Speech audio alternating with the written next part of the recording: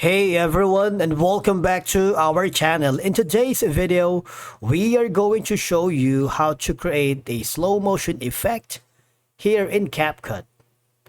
Let's begin. Now, the first thing that you need to do is to log in using your credentials. If this is your first time in Capcut, I want you to click the sign up option. From here, just follow the on-screen instructions and you're good to go. Creating a slow motion effect in Capcut for PC is very easy. All you have to do is follow these simple steps. Open the Capcut on your computer. If you haven't already, you might want to click the create a project to start and begin your work. But if you have already an existing project, just click on it and you will be forwarded to the timeline. Now, you want to make sure you import all the media that you wanted.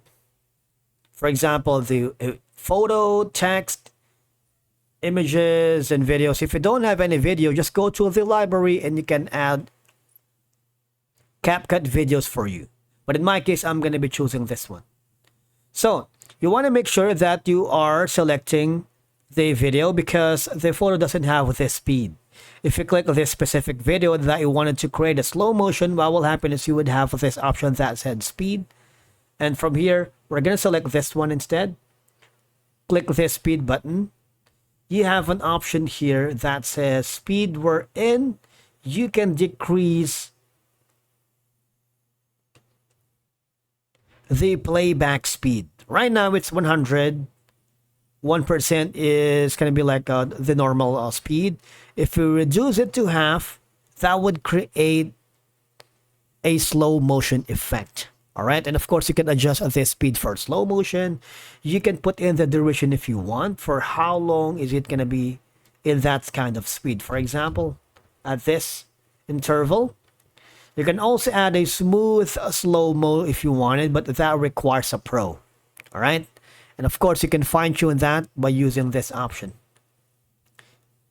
And then once you are happy with it, you see, you can also go to the curves, which is optional. You can create a gradual speed change. For example, it's going to be a montage right here.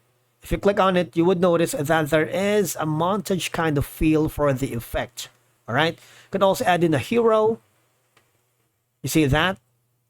And then you can experiment with the different effects from bullet, jump cut, flash in, and flash out. So you have all these. Once you are happy with your desired effects, go to the export button and adjust all the export settings and save your video. And that's it for today's tutorial. Thank you so much for watching. We will see you in the next one.